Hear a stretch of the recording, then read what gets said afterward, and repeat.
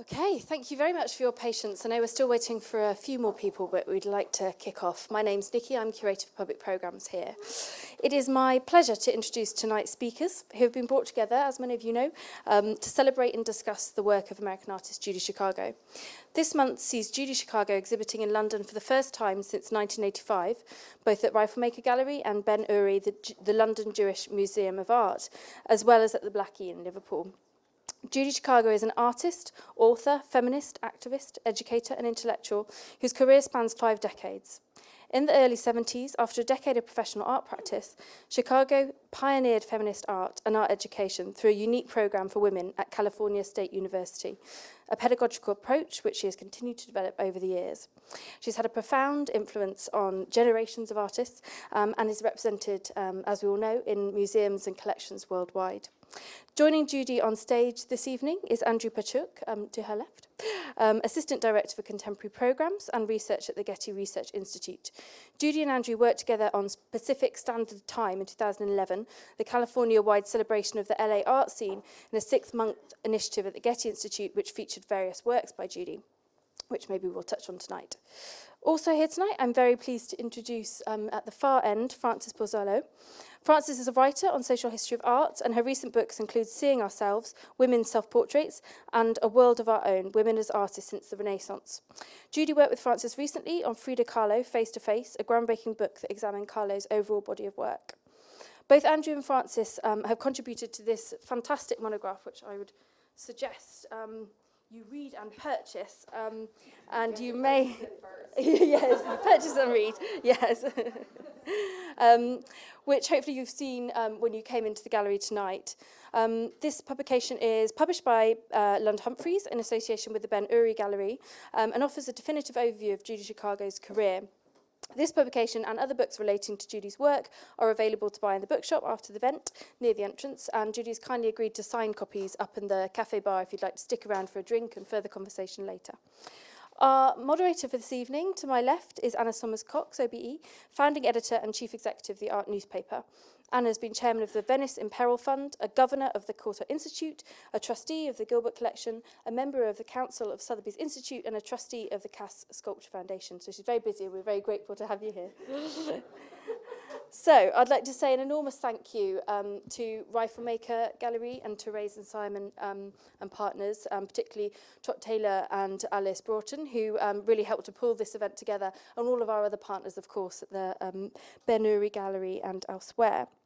And also utterly grateful to all of our speakers for being here.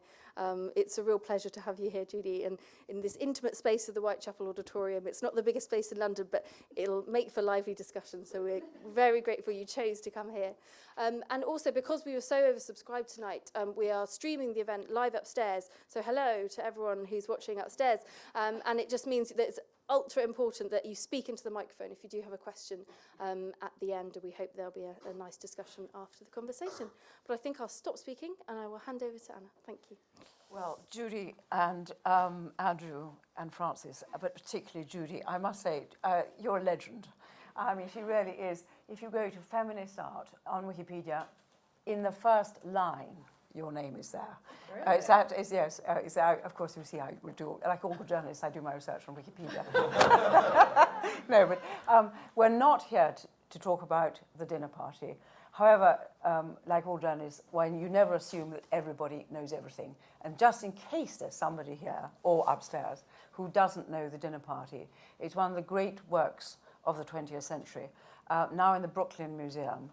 And it's celebrates women, great women through history, also, as it were, the eternal female, because it starts with primordial woman.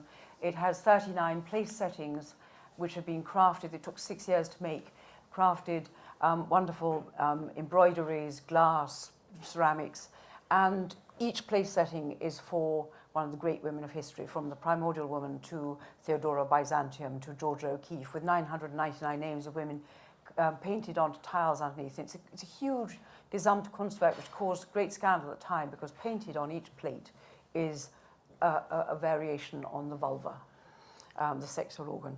Now, this is not what we're going to talk about. It's not, because because Judy said don't talk about it. So No, I didn't say that. but yeah, almost okay. It's very interesting. Andrew did this extraordinary thing about this Pacific Standard Time project, which took place at the end of last year and the beginning of this year, because it did unite the whole of Southern California's art institutions for the first time ever. As you know, everything's very sort of scattered about in Southern California, in this great project to look at Californian art between the period of 1945 and 1980. And Judy was a starring part of this because she was shown in no less than 8 museums. So, Andrew, would you like to pose the first question and get the ball rolling? Certainly. I thought we could talk a little bit about some of the issues in California art when you were a young artist. Maybe we could have the first early work image. Yes, good, okay. And then how you rather radically changed those when feminist art really began. But one thing I thought we could talk about is craft in both senses of the word, in the sense that it was really only in Southern California that something like ceramics was really seen as sculpture and would have been in a place like the Tate and not like the V&A. And then there was the idea of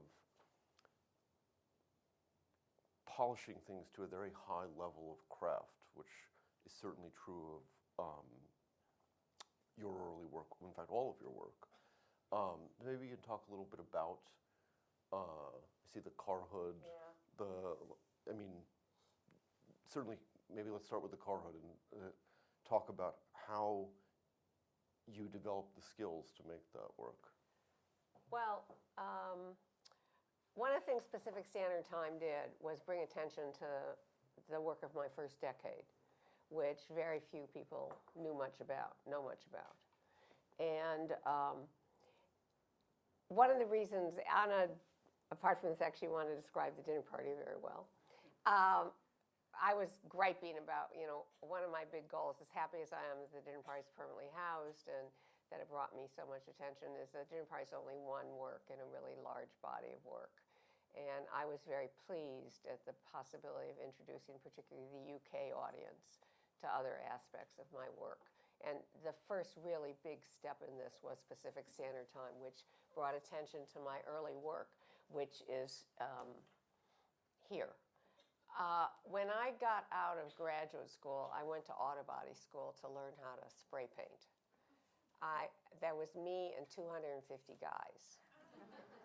And they made me wear this long white coat. I never quite got that. It was like, what, I was going to bend over and these guys were going to see a breast for the first time in their lives? I never quite got that. But anyway, auto body school really had a big impact on me. Number one, it was the first time I really started thinking about the fact that making art involves making objects.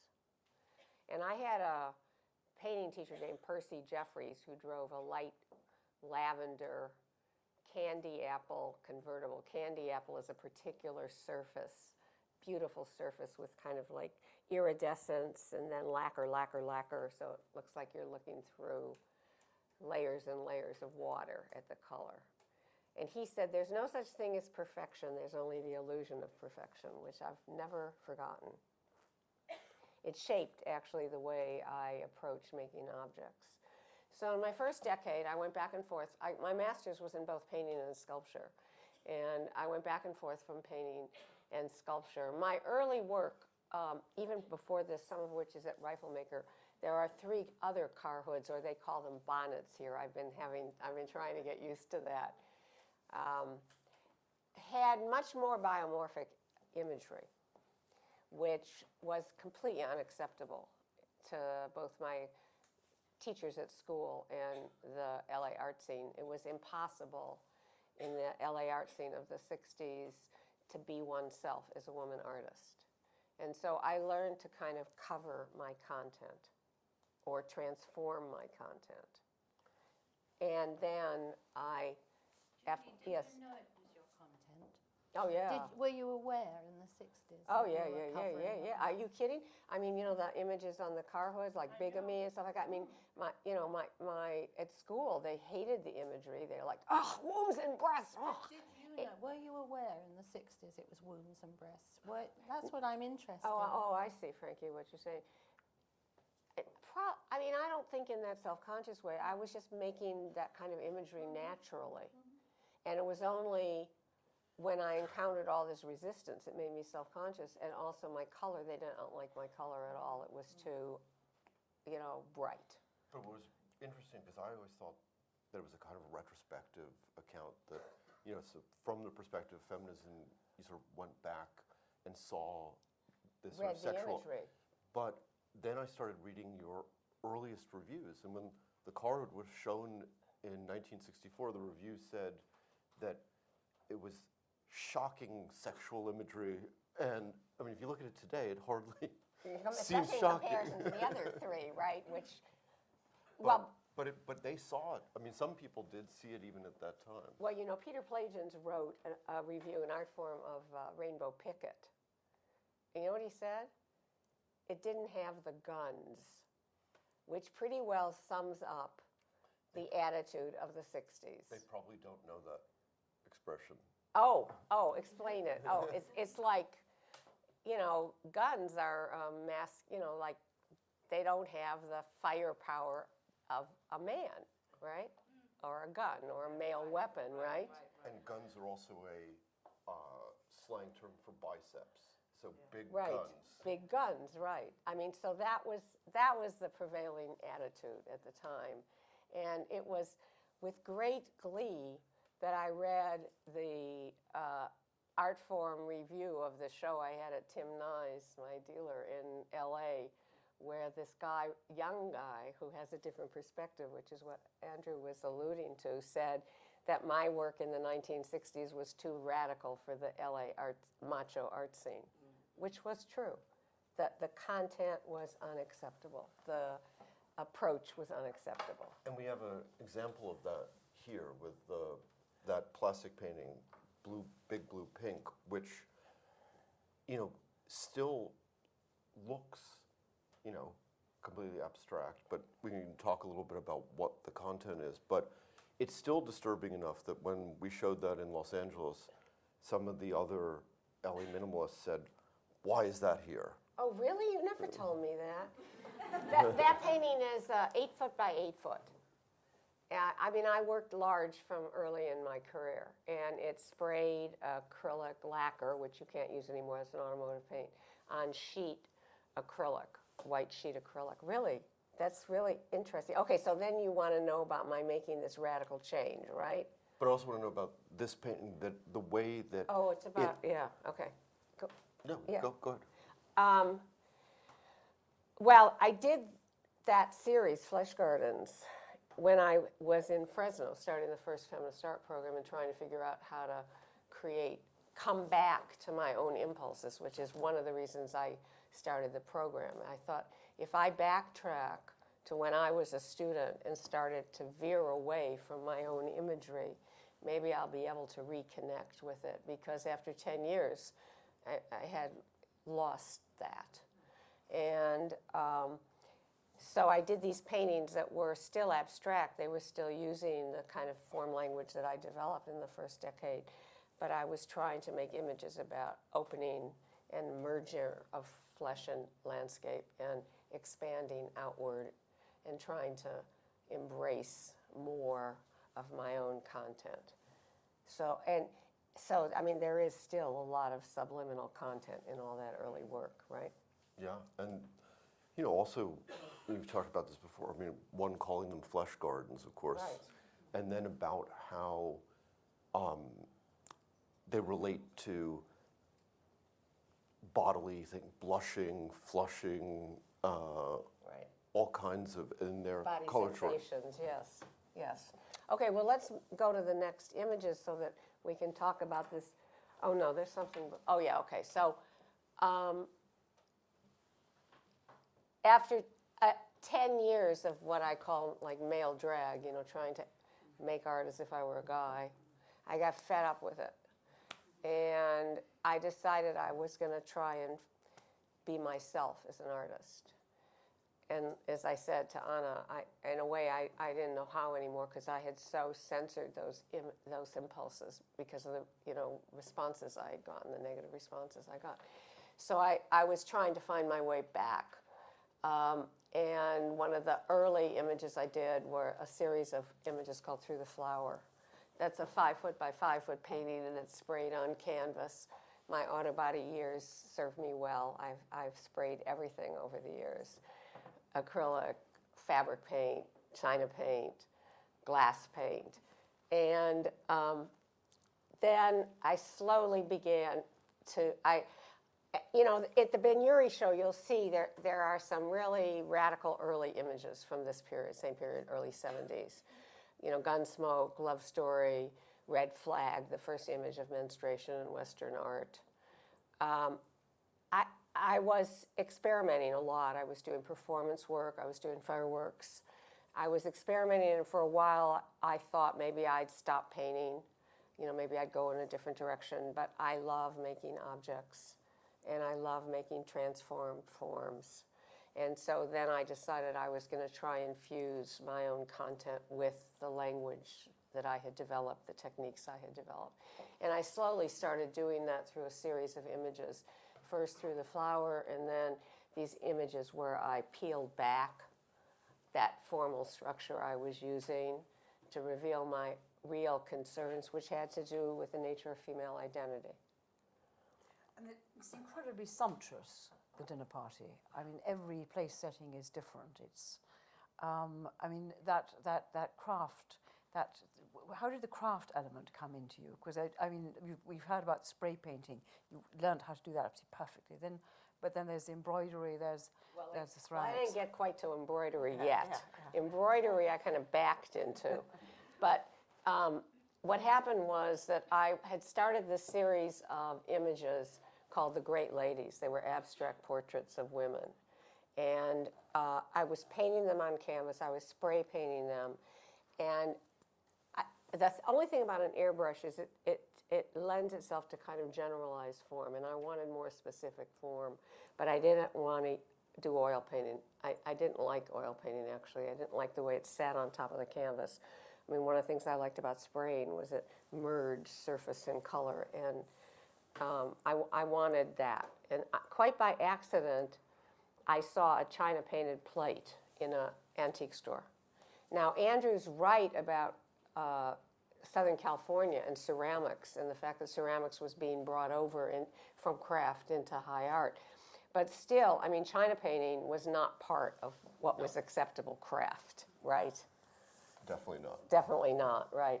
But the painting techniques in China painting are just, so I apprenticed myself to China painters for 2 years. Now, that was the only time it was an advantage being a woman when learning a craft. It was definitely not an advantage at auto body school or in the plastics world or in the boat world where I did fiberglass, learned fiberglass and worked with the boat guys. But in China painting, it was a whole different way of working. The women sat around a table and they had food and they had coffee pots and they painted and they would talk about personal issues and they'd paint. And it was like an entirely different world, and one that I knew nothing about.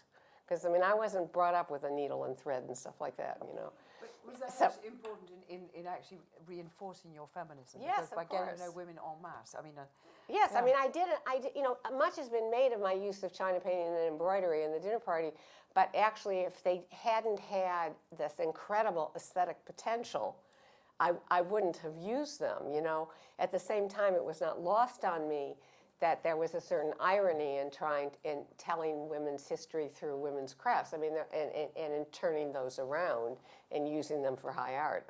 That was not. But anyway, so then I started making images on plates. And my first idea for the dinner party was 100 abstract portraits of women on the wall. And then, I don't remember when I thought this, but I thought, oh, well, my plates belong on a table. And then I was confronted with a big problem. Because if I put these plates on a table, then tables have to have tablecloths, right?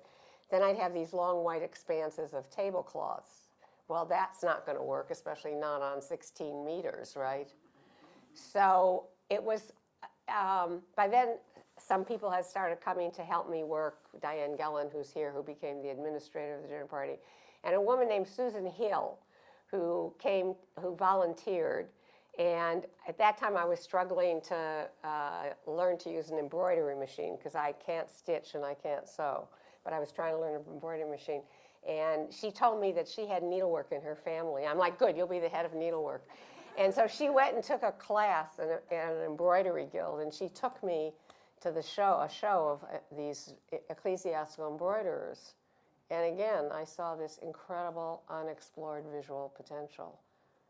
Anyway, that's how that happened. Okay, next question. Frances, you're, okay. I just wanted to ask something. Your father was a communist, and under McCarthyism, he had a hard time. Yeah, he was a victim of McCarthy. Exactly. So you must have known this was happening. Did this make you a fighter? I mean, how did that influence you as a child, as an adolescent? Well, when I was really young, before Marxism and communism became a dirty word in America, my parents were very politically active, and we had all kinds of people and discussions. And I watched my father, include women in discussion. And my parents believed in equal rights for women. I always say that's the good news. The bad news is they never mentioned the rest of the world didn't share that belief. So it was kind of a shock to me. But anyway, my father died when I was 6. The FBI came to our house. I remember that very vividly. And my father was hounded out of work and started a slow decline, physical and emotional decline. He died when I was 13, and that was the height of McCarthyism. So my father was a really very unusual man. I was fathered. He worked at night, and so when I would wake up in the afternoon for my nap when I was little, my father basically trained me. He trained me in logic through games. He trained me in values. Like, we had a housekeeper named Ority Blue, who was African American, and my father would play this game with me. We were walking down the street, and we ran into Ority Blue, and then we ran into Norman Brown, and then we ran into Mary Green. And that, combined with having people of multiple races in my house as a child, taught me that there's no correlation between color and people. And but when my father died, when I was 13, at the height of McCarthyism, here I had experienced this wonderful man who believed in making a contribution to the world and trying to make the world a better place. And in America, there were these things called the weekly readers. You're probably too young. Do you remember those? No. No, you're too young. And they were comic books for children, and they presented communists as horrible people, and so I was a young girl, and I had to make a decision about whether to believe my own experience or what the world said. And that was probably the most pivotal experience of my life, because if I had not learned early on that the world can be really, really wrong, I would have really had a hard time when I got older. Because, when they were trying to kill me, and erase my work, and. But also, going from that early history, people, know about your feminist work, but you also were very involved in the anti-war movement and Civil rights movement. Civil rights movement. I was a radical girl. So I think your art since then, because of the dinner party, people only see you through feminist glasses, and although you've never stopped being a feminist, you have in fact done I like it, the Holocaust. Right. You have all these dreams about a better world, don't you? Right, yes. Which is quite awkward, I think, for many art critics. However, we're That's passing interesting. over that lightly. That's interesting, Frances. I Why did don't want you to talk about that a little Well, more? I don't know that it's for me to talk about it, just a thought, but I did want to say that sitting listening to you, there might be someone here, because I was thinking if I were an innocent listener, all right, you're one of the boys in the 1960s, and yes, you have all this hidden subject matter, which it seems to be creeping in the holes and the whatevers and the curves. But then you start talking about, I had this content, I wanted to express this content, this new content in the 70s. Well, I'm a writer, content doesn't come from nowhere. Where did it come from? Well, Or is that going backwards? Do you not want to do that's I mean, fine, Frances. it's That's like a good to you, question. you don't think about No, it. that's but a good- what changed you? well, I tell this story all the time. When I was at UCLA as an undergraduate, I took a course in the intellectual history of Europe by this really respected historian. And he came, at the first class, he said he would talk about women's contributions at the last class. So I waited all semester because, I was very ambitious. I wanted to be part of art history. I wanted to make a contribution. And I waited all semester, to find out about role models and who had been before me. And he came in, he had like patches, those leather patches like professors, he had a pipe at the time when you could still smoke in school, in classes. And, I'll never forget it. I mean, it's like, how many years ago? It's like 1957. I mean, that's a long time ago, but I'll never forget it because he walked into the class and he got to the front of the room and he said, women's contributions, they made none.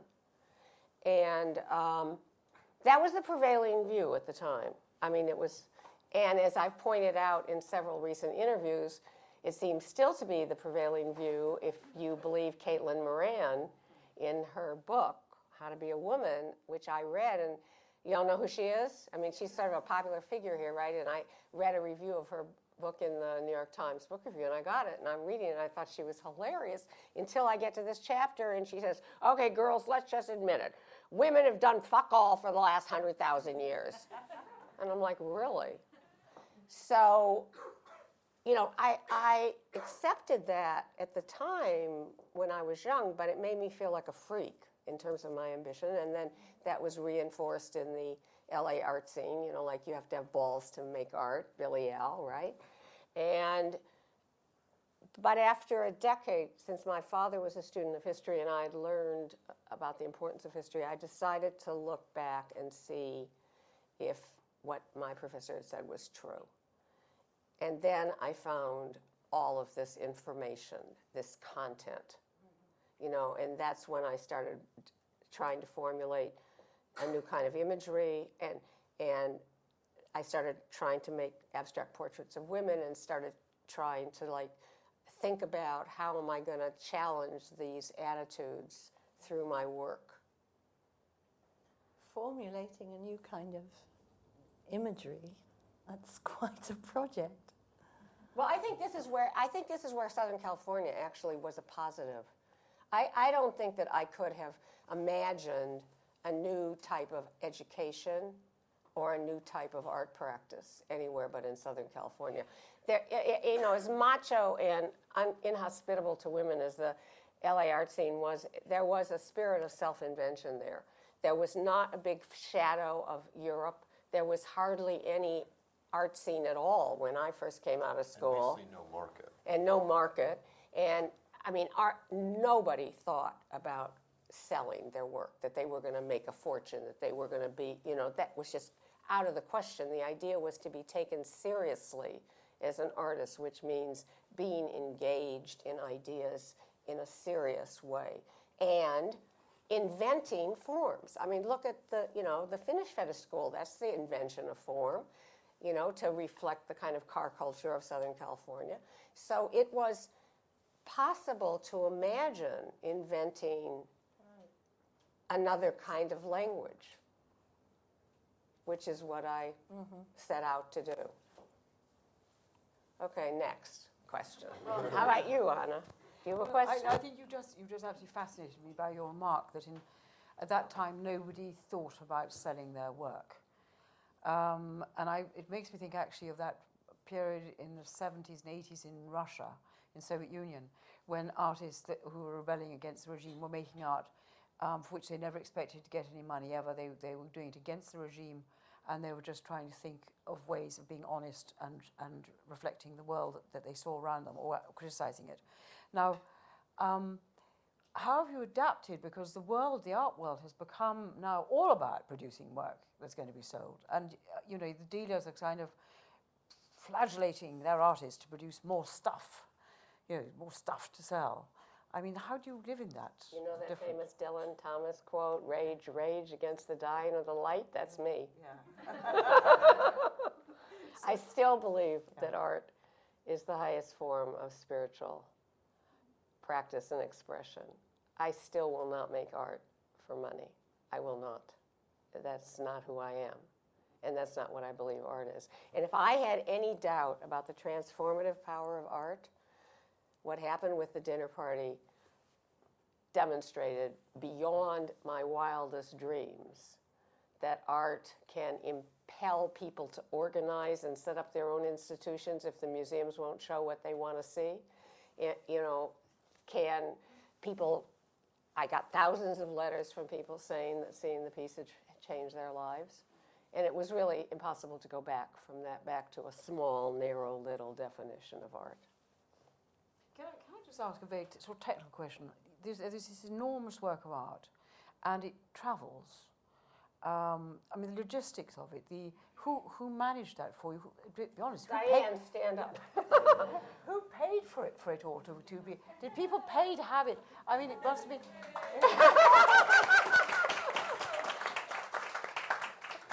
I mean, what was the kind of? You were an impresario as well as the artist. No, absolutely not. No, I mean, that's a kind of mythology, and part of it's because of the myth of the individual artist, doing everything by herself, which is simply a myth. There are always, in fact, Diane, you should explain how you came to me and said you were going to provide me with the kind of help and support that male artists have gotten through the centuries, and how, women haven't had access to that. And that's what you took on, right? I was a graduate student in art history, and what I had learned in art history and through my studies of the Renaissance and later periods was that for an artist to succeed, they needed support. And they needed, whether it was dealers or whether it was somebody, a patron, and that what I could provide as a young kid was to go and work, to work with Judy in what I call a self-appointed position. Nobody said, do this, do that, but I found that there was a space, and there was, a way for me to participate. And my whole goal was to allow Judy to stay in the studio and work. That's what she's best at, that's what she's good at, and, I somehow developed the skills to, move that piece around for over 3 continents and 16 cities. In the days before what I call crowdfunding. We didn't have crowdfunding, we didn't have Facebook, we didn't have all of the social media networks that we have now. And we, as I always say, nickel and dimed it. We raised money $1 at a time, and somehow we made it work. Even to show the dinner party in London, the price tag on that was £200,000, 1985. That took a lot of work to, pull that kind of money together. That was it. But you see, that would only be possible in a climate where nobody was thinking about making money. Yes. But you and money are fascinating. I was interested in what you said, but I'm always struck by the scope, the epic scope of what you do. And I always think I know you, but how can I know you? Because you think, I'm going to do a project about birth. Right. And the way you work seems to take 2 years of research and then another year of doing something, and all of this costs. So you don't sell your work, you're somehow getting funds to sort of do it. Oh, well, we would sell, I sold off. You the reason there's so little work from like the dinner party, we sold off drawings for donations, we sold, everything, posters, whatever. But I lived on nothing, Frances. I didn't have a house of my own until Donald, my husband, insisted that we get a place. I didn't have my first mortgage till I was 60 years old. Well, what is it about you that makes you feel you can do these crazy, huge projects? Anybody normal would say, I can't. Well, I put that rather badly. That's right.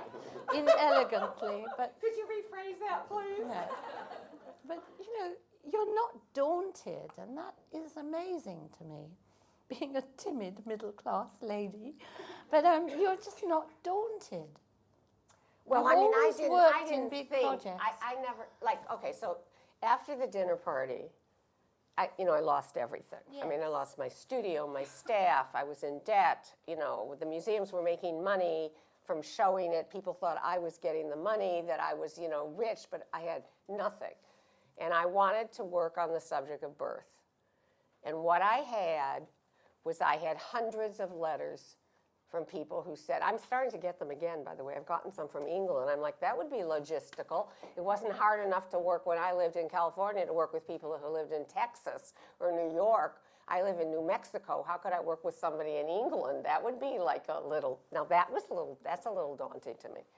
But I got all these hundreds of letters from people who said if I ever did another project, they'd like to work on it. And a lot of those people were needle workers, okay?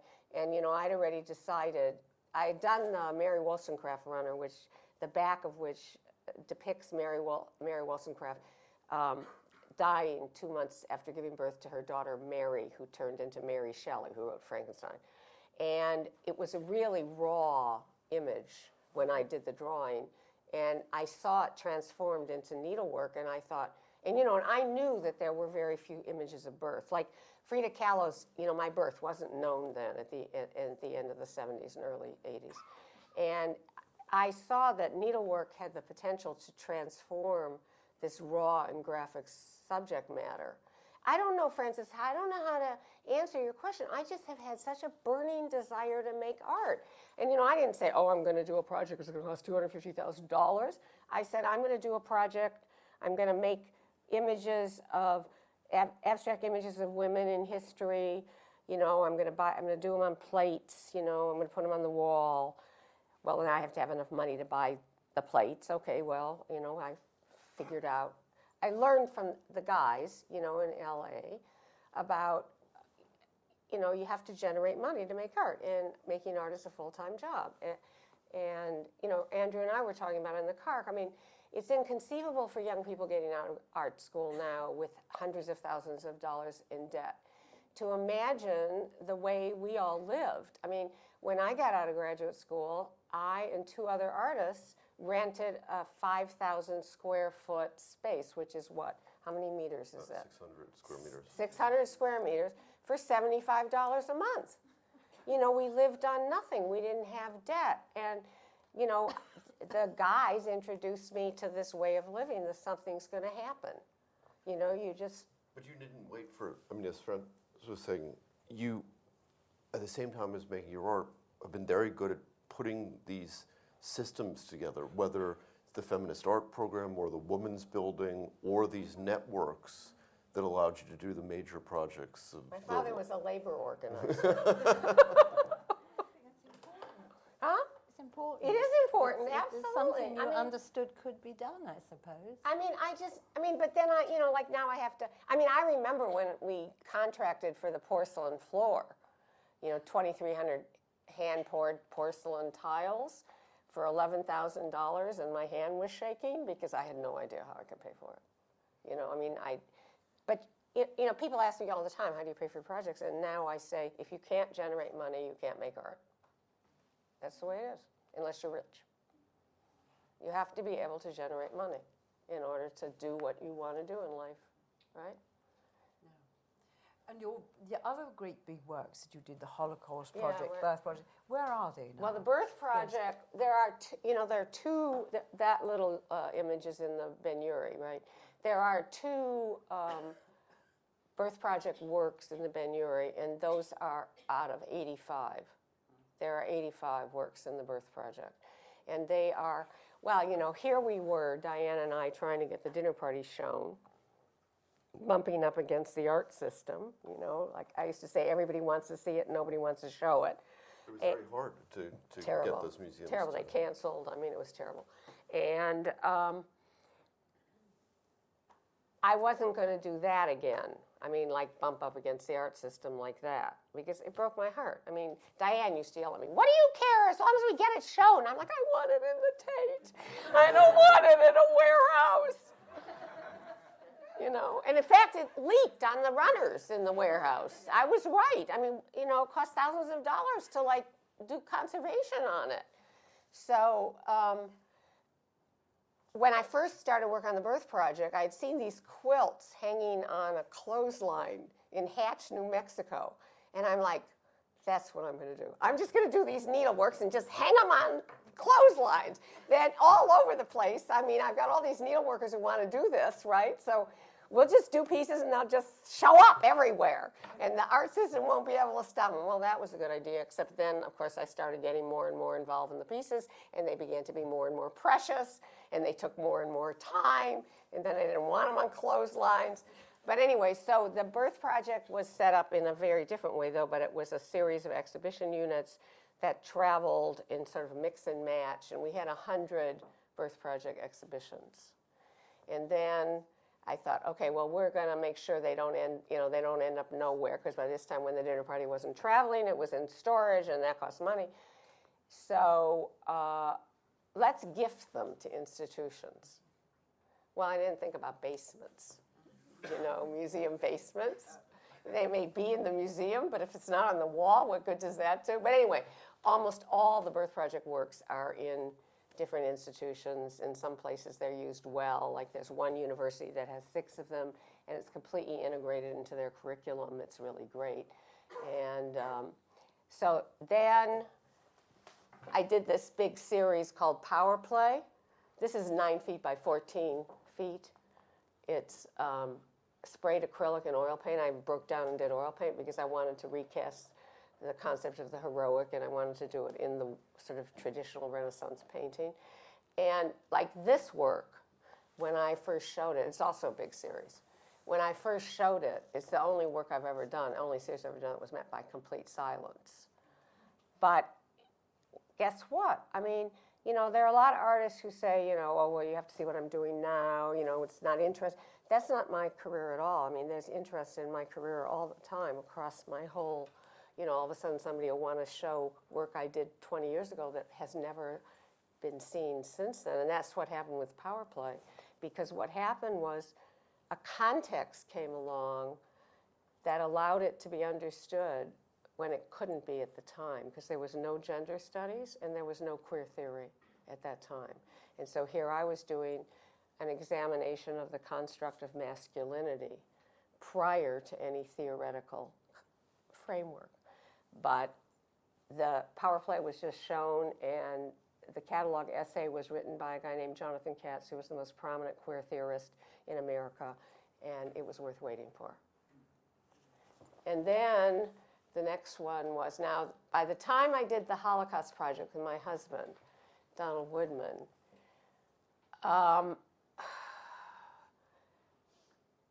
well, I mean, I don't know why on earth I did it again. To tell you the truth, now that I think back on. But I mean, this is what happened. I mean, I'm an artist. You started thinking you were just going to work with him, didn't you? Yes, yes. But did it grow? Yes, it grew. But that's because, I make a commitment to a subject, and I go where it takes me. Mm-hmm.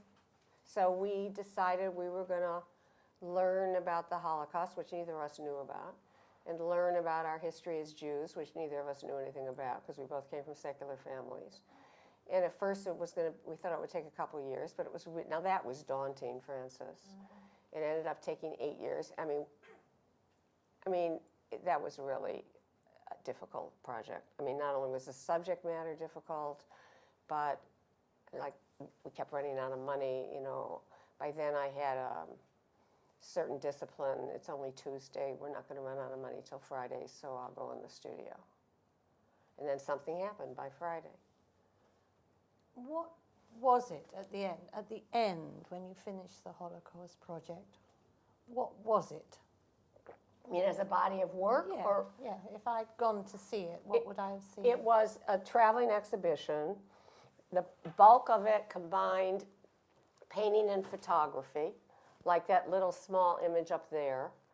That's based on that's a kind of recreation of history. It's based on an inn. It's a photograph of an inn 3 kilometers outside of the concentration camp Natzweiler in the Alsace-Lorraine area of France. And the inn was a hangout for the SS and the local populace during the war. door, and across from the inn was a bathhouse that was converted into the gas chamber. Now, maybe this compressed history, maybe people were herded into the gas chamber at night, but there's no way the people who wouldn't have smelled the stench and known what was going on there. So it's called banality of evil, Strudhoff. And I mean, we had to engineer each one of these painting photo combines. It was a 3,500 square foot traveling exhibition that traveled for 10 years. It was introduced by a stained glass window, and it ended with a stained glass window. And then there was an 18-foot tapestry that introduced viewers to the, again, I chose the technique to reflect the content, which was, by that time, Donald and I had concluded from our 2 years of study that the Holocaust grew out of the very fabric of Western civilization, hence the use of tapestry. But again, see, now a context has developed for some of the work in the Holocaust Project that didn't exist when we did it. So recently we were contacted by a curator in Denver, an independent curator who is curating, doing the curating for a gallery in a new bioethical center at the University of Colorado in Denver.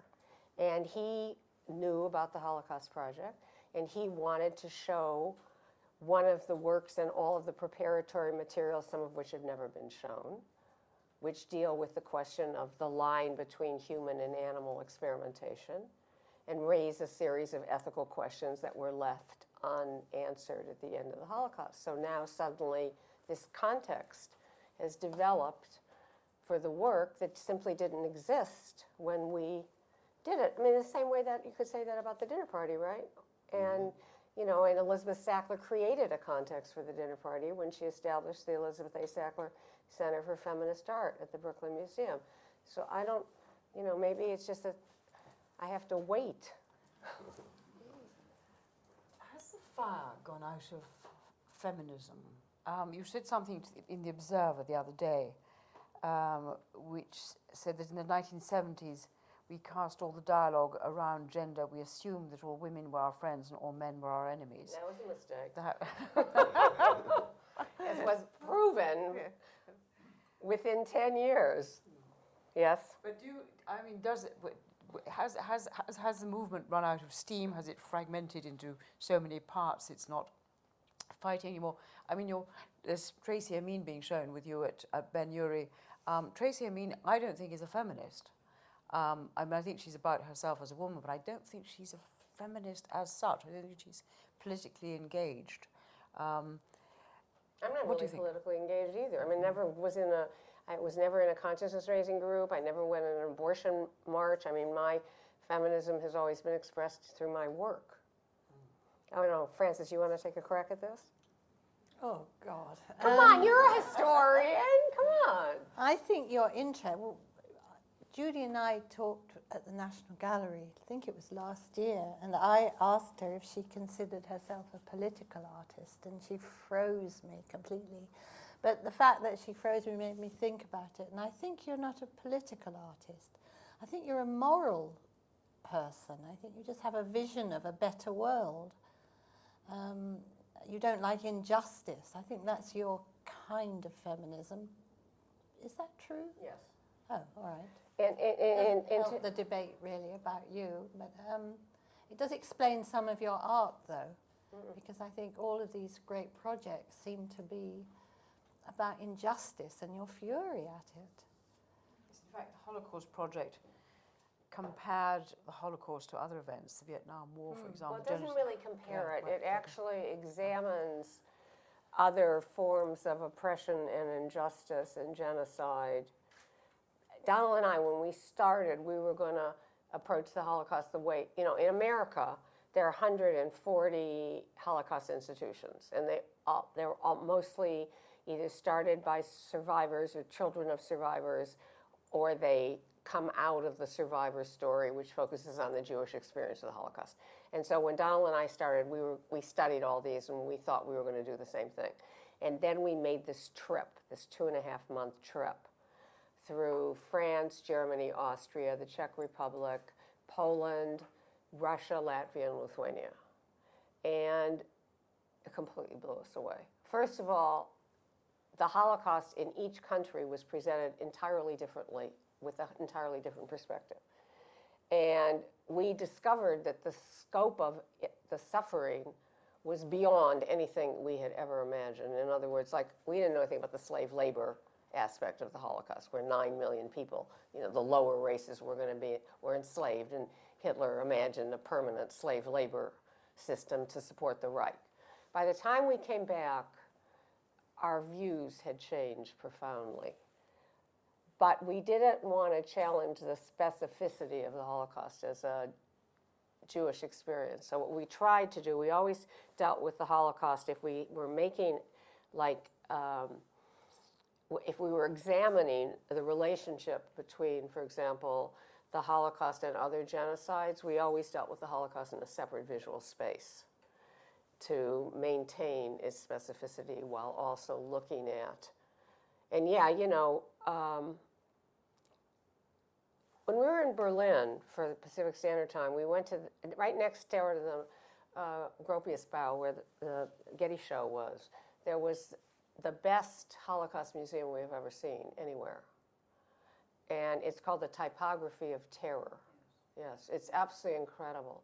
And I would say that the Holocaust Project, in a way, is an examination of state-sanctioned terror against its own citizens, against other countries, and against, if you expand the concept, against other species. And that's what we began to look at, because that's what we concluded. And in terms of my feminism and my recasting, the idea of it's all about gender, is that the Holocaust, the work we did on the Holocaust Project taught me that the oppression of women really has to be understood in terms of a larger global structure of injustice and oppression. And Frankie is right. I hate injustice on every level. That's very true, actually. I think that actually is such a moving expression of your intent as an artist. I don't think we need to ask any more at this point. Would you take a few questions from the floor? I just want to make sure Andrew and Frankie have finished theirs or their comments. I think that was a good place to. Yeah, I think it's Anna's right. You think? Yes, I think so. Okay, so then we need the lights up. Okay, so we can see you.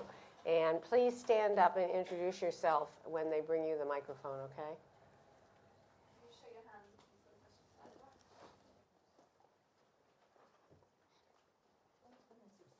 Everyone. Huh? You silenced everyone. Well, I didn't mean to do that at all. Hi, I was wondering if you could talk a little Could about. you stand up? Where are you? I can't Okay. see you. Yeah, and who are you? Hi, I was wondering if you could talk a little about Woman House, the exhibition that came out of the feminist art program that you ran with Miriam Shapiro, and whether or not you considered your role in this as a curator. If whether or not I what? Considered your role in it as a curator or as an artist. In putting together Woman House, did you think of yourself as both a curator and an artist? No, I was a teacher. I mean, I was I was running the feminist art program, and I was facilitating my students and helping them find their own voices on the subject of the home and domesticity. Does everybody know what she's asking about what Woman House was? It was a long time ago. Although, actually... how did the idea for it as a total environment, using every room in the house? It was actually the idea of the first feminist art historian who was hired by Cal Arts for the program, Paula Harper. And Cal Arts, our quarters, they were going to give us our own quarters. The first time an art school had ever addressed the specific needs of female students. But the building wasn't ready. So we were meeting in living rooms. We were meeting like in Miriam Shapiro's living room in Santa Monica. So we didn't have a room of our own. We didn't have a space of our own. And I don't know, we were doing sessions about what people's interests were and concerns were. And I guess there were issues around domestic space and housework. Housework was a big issue in the 70s, and the politics of housework. And Paula suggested, why don't we do a house? And so then the students spread out around LA looking for a house, and they found this old dilapidated mansion.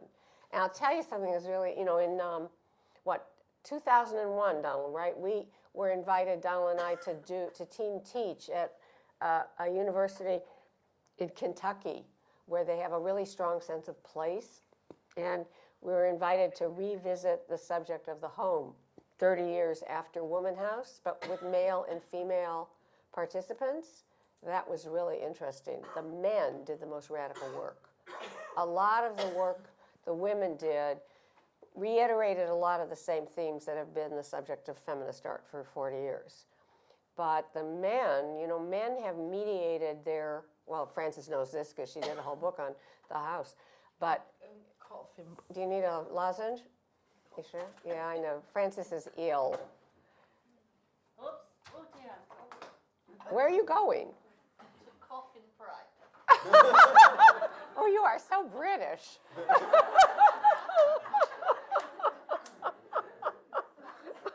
Are you coming back? Oh, come on, Frankie. Suck a lozenge. It'll help. You were talking about the work the men Yeah, made. well, as Frances knows, historically, men have mediated the subject of domesticity in the house through the figure of women. Women sewing, women, And this was the first time I had ever seen men actually address directly. And, some of the content was startling, like murderous sibling rivalry, for example.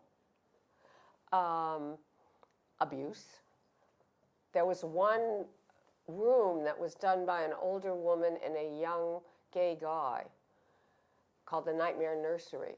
People walked in there, including grown men, and they burst into tears.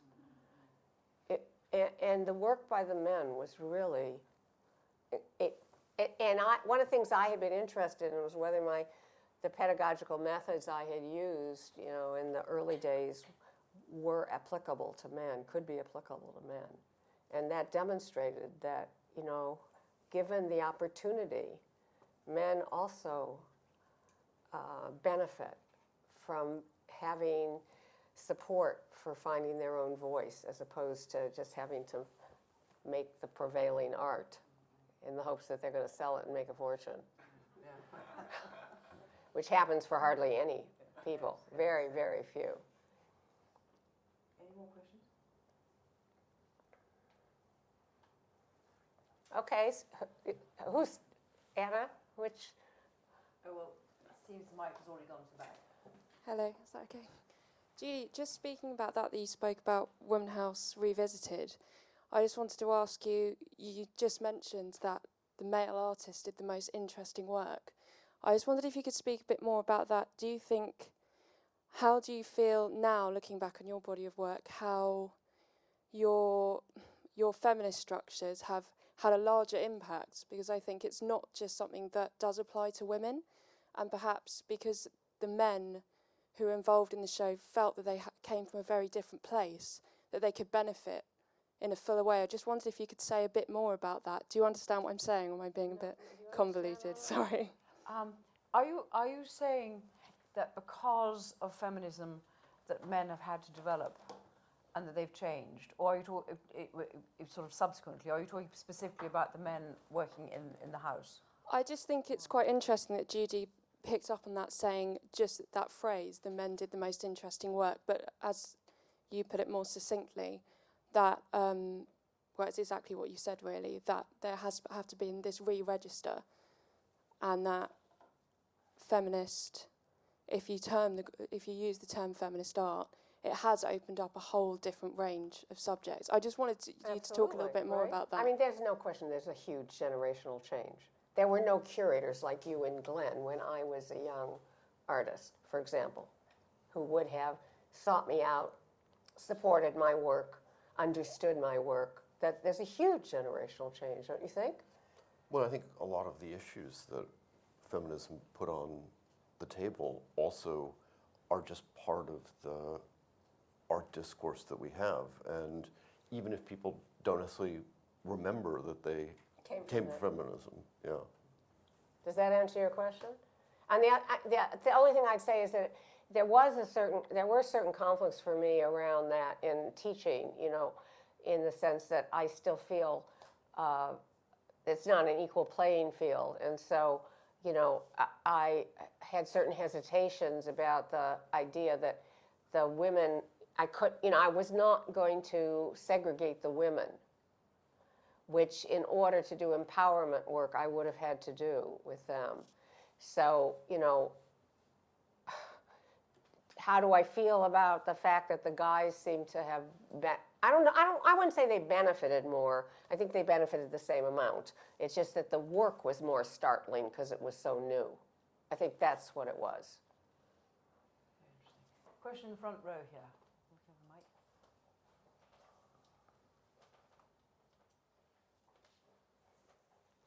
No, we should go Hi, stand. Hi. Stand up so people can hear you. Hi, Judy. You are an incredible hero of mine. So thank you for all of your amazing work.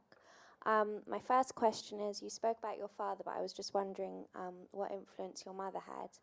And my second question is, what would you want for future daughters, artists of my generation, to be doing? What's your wish for the future? My mother, it was because of my mother that I went to art school. My father wasn't really interested, even though I started drawing when I was really little, my father wasn't very interested in that. He was interested in my intellectual and moral development. And it was my mother who made sure I went to art school from the time I was 5, even though we didn't have very much money. When I was 40, I was still living in LA, and I was given an award by the Women's Caucus for Art, the Women's Caucus from the College Art Association, which is the art professional organization in LA. And I brought my mother to it. And I had a designer on the board of Through the Flower, the nonprofit organization that Diane and I started to raise money for the dinner party. And she used to make me outfits. And so I asked her to make a mother and daughter outfit for me and my mother. And she did, and it was a short dress. And when I got the award, I asked my mother to come on the stage. And I gave her the award for always supporting my art and for bequeathing me the best looking legs, which were on display in these dresses. As to what do I hope for young women? I hope that the whole world will be yours. And I hope for equal space in our museums for you. And I hope for an equal place in the world for you. Another one in the front row. Hi, I'm Louise Brown. I'm a fine arts student. I've gone to art school later in life, having been persuaded to take up business subjects and to park art, really, which has been an exciting journey, but also a lasting regret. I'm now doing it as a mature student. But in amongst the school leavers and people of all generations or decades in between. And I remember as a school child in the 70s being so excited by the changes that were happening and the way feminism was moving through. And the year before I took my O-levels, we had the Sexual Equality Act. I'm sure I'm not giving it the correct title, but this was the idea that we stood alongside our male counterparts. And that was very much how I'd been brought up. My grandfather was a feminist. He said I should always be called Ms. and I mustn't admit to being married because that would negate my career chances. And I'm now amongst students for whom looking like a little sex pot and sort of, we seem to have lost that feminist fire, you referred to this earlier. And I just wonder how we reignite that, because we're finding that women are not taking up sciences, they're not going into engineering, and they have those opportunities now, or do they? And I just wonder how we restart that energy. The question you asked earlier, Anna. I was interviewed today by a young feminist this afternoon, and she's having an experience that a lot of young women have had. And like my students when I was teaching at Duke were having. they were all raised with the idea they could do and be what they wanted, and that feminism was passé and equal rights were here and they could have it all now. And then they went out in the world and they discovered what they had been taught was not true. Some women react to it by giving up their careers even though they're highly trained because they just can't do it all. Some women, like the young woman who interviewed me today, get pissed off and become fiery feminists. When I was working on the dinner party, I thought that the story of erasure that the dinner party tells and of cyclical,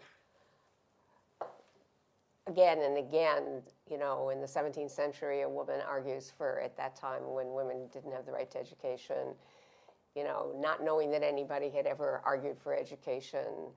And then in the 18th century, in some other country, a woman does the same. I thought that cycle of repetition was over, was something in the past. But it's not over.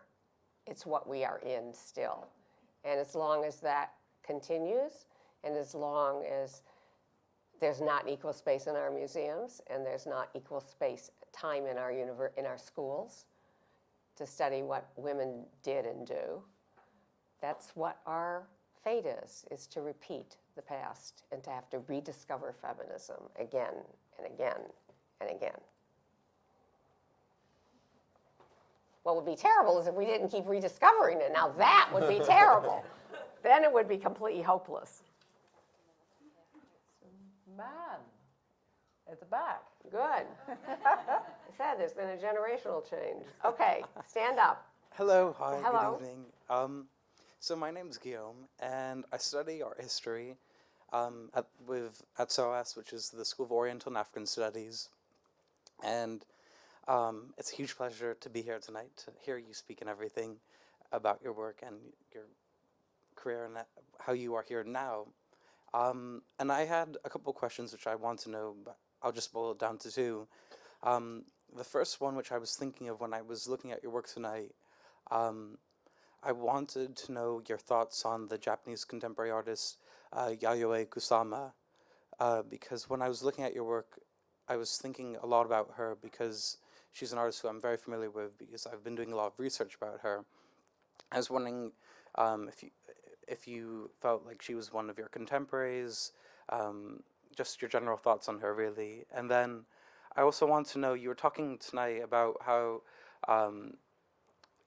your work takes on a new context based off of the environment that it's in, or that some museums or exhibitions are created and then give your work a new context or meaning today. I was wondering if you feel like the same has been done with your discourse with art history, just the way it's been written about, and how it continues to be written about and published in textbooks for younger generations of students. I don't quite understand that question. Well, do you understand that question? Well, First the part was The Kusama. first one I understand Yeah, about Kusama, Kusama, yes. and actually Donald and I saw her show at the Whitney. You know, I was familiar with her work, but it was great to see her overall work. You know, I love her work. I think it's wonderful. It's interesting, though, about her that while she was very involved in different movements, the Zero and No group, later with Happening, she's constructed this narrative about herself that everything comes, all of her work comes out of her mental illness, and you know, tends to use that to say that she really wasn't in dialogue with these other artists. It was all an entirely internal process. Well, you know, I mean, she had a hard time. I mean, she had a really hard time. You could say it drove her crazy, you know. And I would say that in some ways I understand having to become completely isolated and self-referential in order to survive. And, you know, she's older than me. Like, you know, she's of the same generation as Marisol. You know, when I met Marisol years ago at a bar, I ran into her, and the first thing she said to me is, "The men hate me." Out of the blue, she says that. You know, so, I mean, I think it's important to understand the context in which she was working. That's certainly true. I mean, we've talked about this before, that even when I mean, you yourself, when women were a central part of a group, they were often left out of the exhibition. Absolutely. Absolutely. Ignored by the curators. Absolutely. Yeah. And so I'm sure she had that experience again and again. Okay, the other half of the question I didn't quite understand. The other thing is, probably there isn't time for the supplementary, because we've been told to finish at 8:15. It is now. Or what I wanted to say was, because, for example, when I was back in high school and I was first studying art history, you know, I studied your work, and I think history tends to just pigeonhole people and into certain identities. And I'm wondering, do you feel that your work, as you produce new work, do you feel like your identity in art history will be reevaluated, that you might be given a new identity or understanding in art history? I hope to God. From your mouth to God's ear, as they say. And I'm looking to the young generation to do it. You. No, I'm teasing you. Okay, thank you very much. We'll sign catalogs for you. Thank you, Anna. Thank you, Andrew. I'm sorry Frances lost her voice. Yes.